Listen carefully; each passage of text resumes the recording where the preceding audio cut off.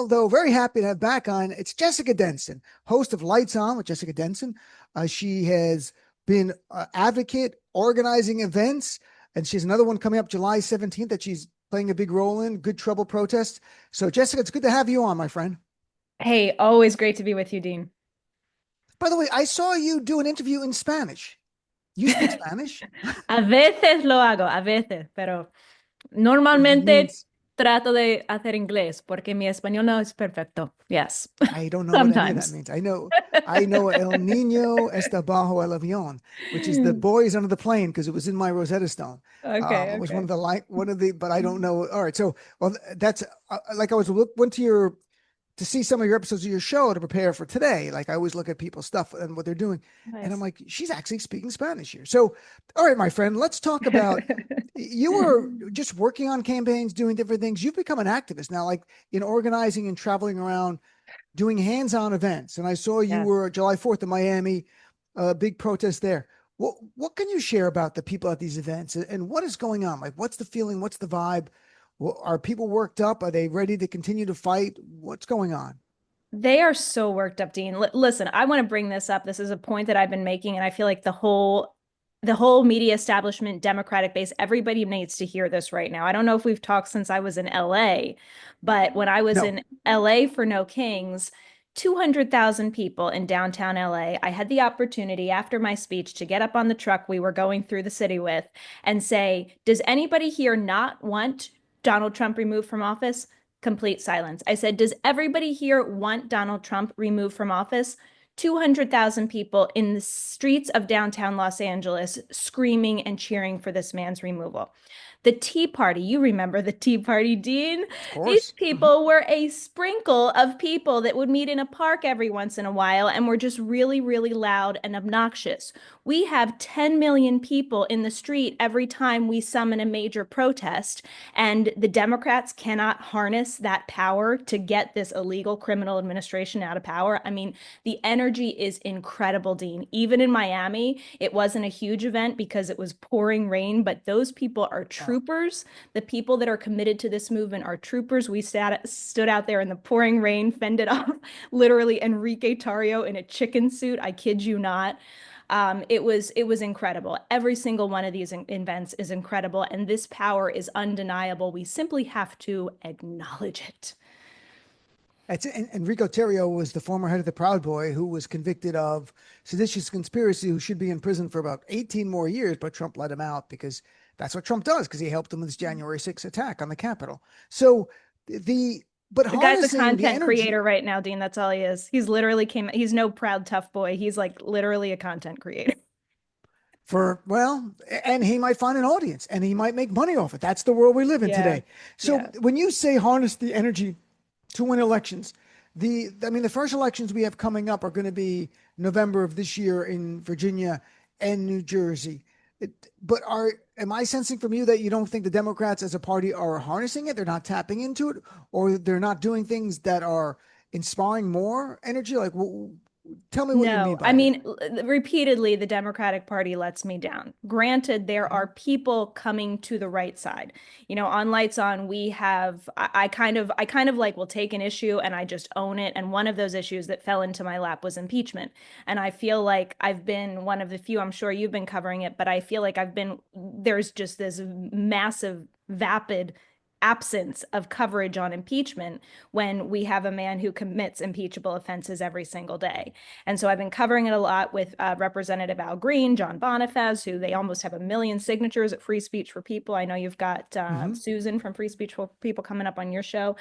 They the impeachment movement is incredibly, incredibly strong. And yet, when he forced a vote, Representative Green, in the House of Representatives, he could only get 79 Democrats. Can you believe that? Dean, 79 Democrats on board. 128 Democrats voted to table his articles. That means they did not even, that doesn't just mean they are against the articles. If you have, qualms with what Right. his particular, they literally did not even want to debate it. Okay. So that's where we are. But But the pressure of this movement and the pressure and the heat that these representatives are feeling from constituents is real. I'll give you one quick example. Representative Andre Carson, he's a representative out of Indiana, voted to table Representative Green's article. Next day, because these people feel the heat, I'm telling you, next day he came out and said, I want to be a co-sponsor. Now, Representative Carson is out there writing op-eds for why impeachment is necessary. So this is the power of this movement. We simply, like I said, I'm broken record. We have to harness the power. Well, but that's good. And seeing conduct change is how you know the movement is effective, and it's scary to certain people, which is important, right? That's what you want. You want that kind of scenario going on. And I don't know why the other Democrats, I can assure you when I read articles, I know why the Democrats tabled it. They'll say it's not the right time, we're not ready, blah, blah, blah. But what you're doing is you're focus grouping it, and you're having some people go, no, you should be talking about affordability. And then like Zoran Mondani in New York talks about affordability. Go, no, that's not the right way of talking about it. Then I'm like, what do you want? Like, they're like, we have to about affordability, but not the way Zoran does it. Another way that our corporate sponsors who fund us are going to be comfortable with, that kind of stuff. And that's the world we live in. So you've got some people in the Democratic Party, amazing. We need to clone more of them. We need to replace some of the other Democrats. They're just not suited. The times have changed, different times. 100%. I think, I mean, I have a lot of people in my activism space that are going to be really working on the primaries, right? Challenging the Democrats who do not live up to what we need them to be in this moment. But I think a litmus test for any Democratic primary has to be, are you for removal of this president? Yes or no? I mean, we have a constitution, like John Bonifaz always says, we either have a constitution or we don't. We either have an impeachment clause or we don't. We don't use it when it's convenient. We don't use it when we have the votes. We use it when the Constitution is being blatantly, brazenly violated on a daily basis. That's when we use it. And these members took an oath to uphold the Constitution. They damn well need to start doing it. That's very well put. So before you came on, we were having a very robust conversation about the Epstein files, and that it's now, in my view, transcended politics and gone into something much darker and more alarming. In that the more we see that Trump does not want us to have these files, the more we are, I think, with some level of certainty, convinced there's some really horrible things in there about Donald Trump. And as I put out in the show, I mean, I'm a lawyer, so I'm not going to say there's evidence that he was involved with raping children. That I don't know. But I think it's fair to say he knew about this. He knew about what his good friend was doing, and he did nothing. And I think that's what we're going to see. But it could be something else. But, Democrats, I've actually played some clips. They were all on the same message, a lot of them, which is kind of remarkable for Democrats, on this, demanding the release. Do you think this could be a bigger issue than just politics and getting some headlines for a short period of time? It could be defining? Any one of these issues should be defining. The fact that we have an insurrectionist who mounted a deadly assault on the Capitol should be defining. The fact that we had a man who stole classified documents and told his staff to hide them from federal agents should be defining. The fact that we don't know answers about his attempted assassination where he had no visible bullet hole in his ear should be defining. The fact that he's a convicted felon with 34 counts should be defining. I look at the Epstein files. You're very diplomatic, Dean, and saying you don't know that he raped children. I remember a woman who came forward as a Jane Doe. I'm forgetting right now the alias that was on her lawsuit, but this was a lawsuit that was No, it was in the Jane public. Doe. Huh?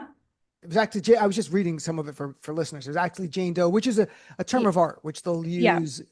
Right. I thought that there was a separate alias they had attached to it, but this woman came forward. She was a minor, according to her allegations, when she was violated by Donald Trump. I'm used to saying violated because on YouTube we don't like to say rape a lot, but you know what I mean. Right. You know what I mean. And so I don't think. Listen, we had dozens of women come out and give credible accounts of being sexually assaulted by Donald Trump. He was found accountable for that in Jean Carroll case. I mean, we don't have to speculate about this.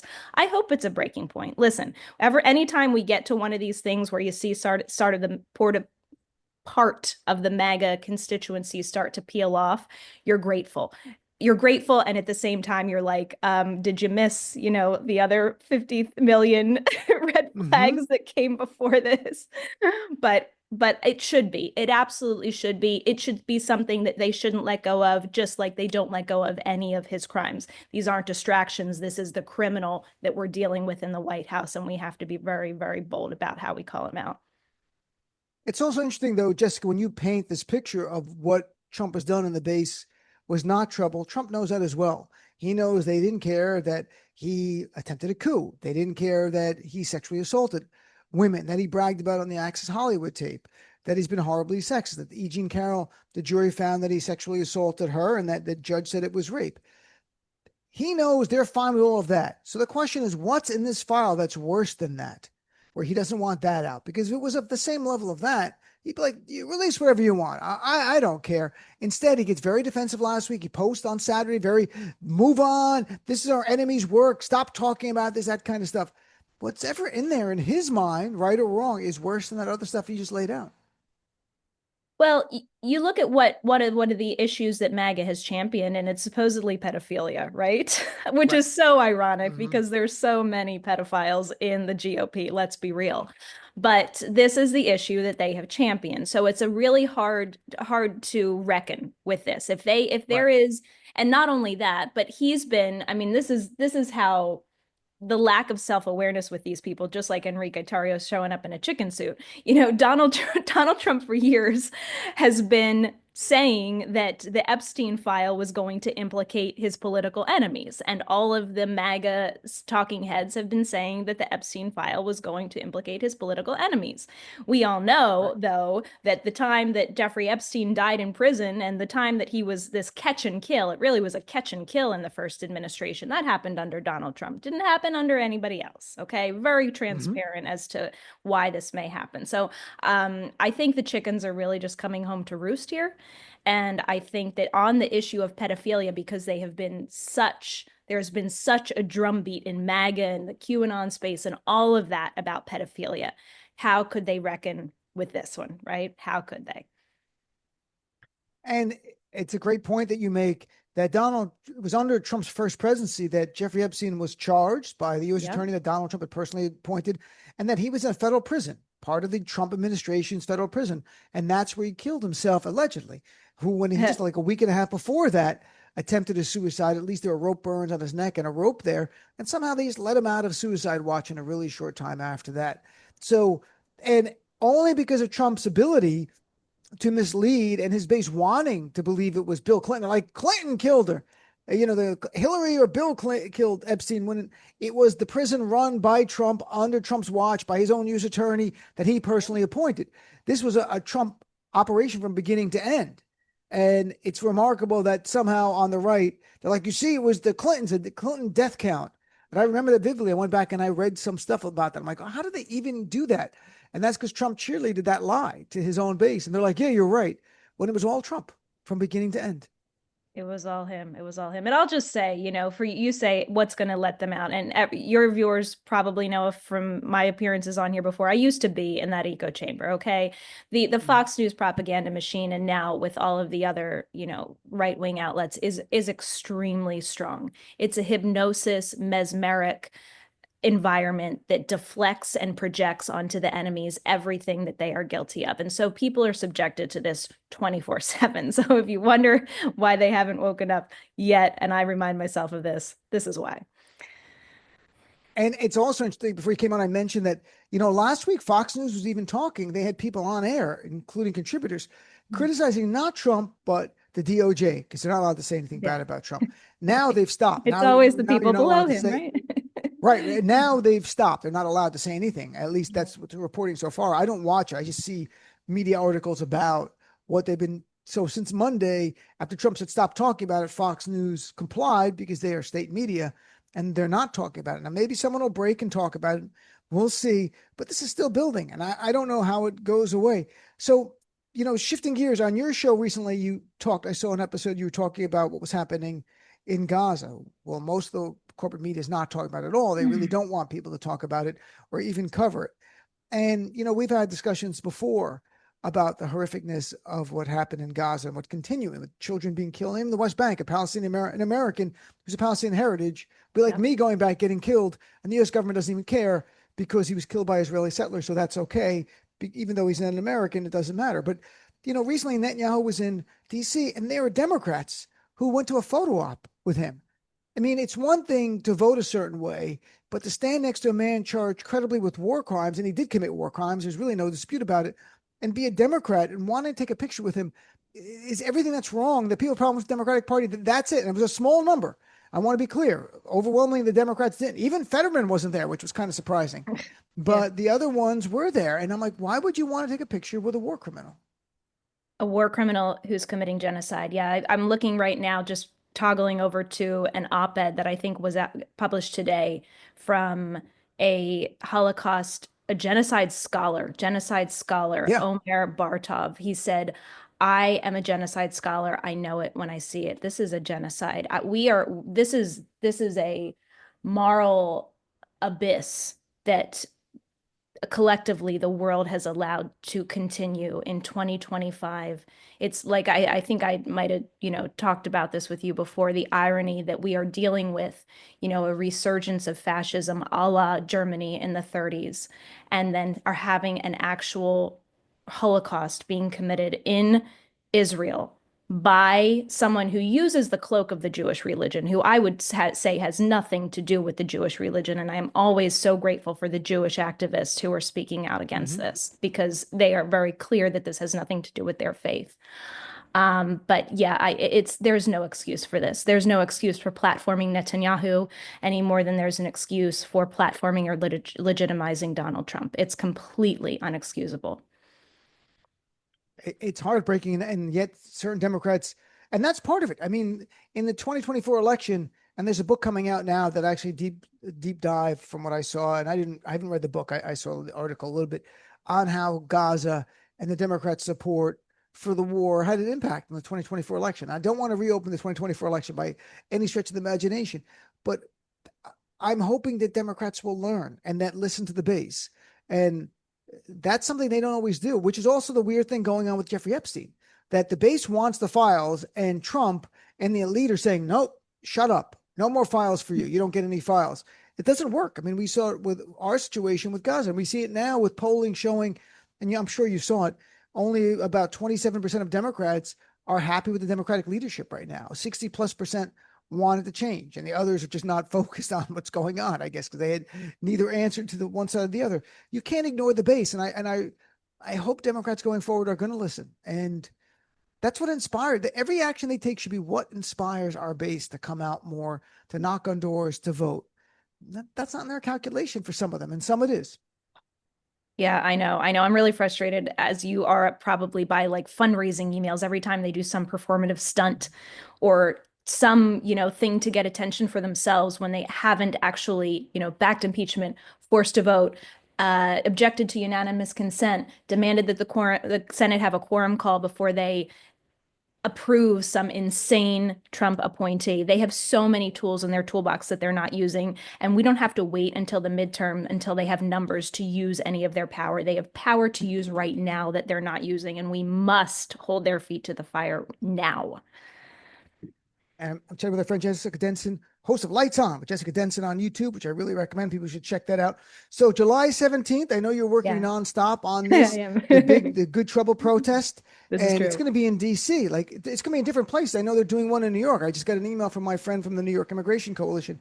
Come downtown. We're having this event. So what's going on in DC, and what are you going to be doing?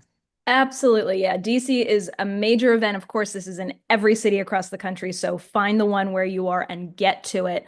I got involved with the 5051 folks in Washington, DC, and am, as you mentioned, nonstop helping them plan this over the past couple of weeks, bringing Representative Al Green along and John Bonifaz, the president of Free Speech for People. Really happy to have him come down from Massachusetts.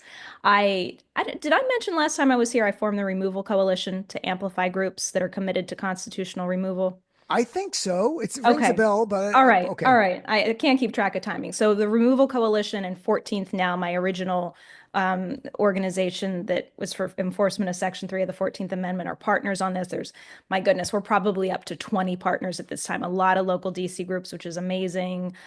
Women's March, Futures Collective, many groups in DC. So we'll have a rally at 5:30 p.m. at Franklin Park.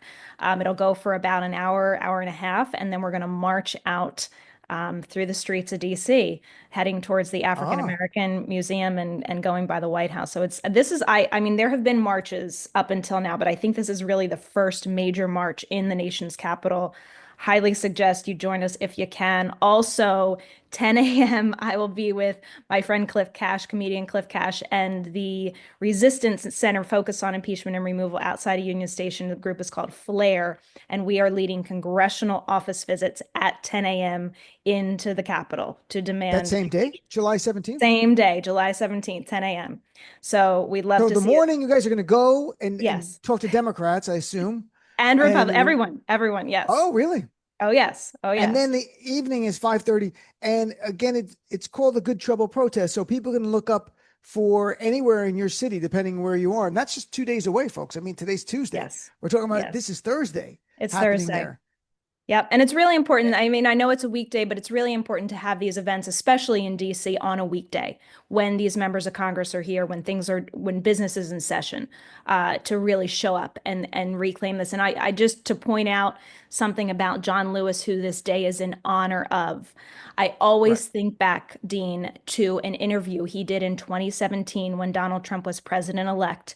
And he said, "This is not a legitimate president. I don't recognize his legitimacy because of the Russian interference and how much this man was Mhm. cultivated by an enemy government to be put into our seat of power." You think about that. You think of how bold and how much John Lewis was standing out, like I say on my show and like you say on yours. He was on the fringe of what even his party accepted back in 2017. And we are now once again dealing with an illegitimate president for a whole other host of reasons.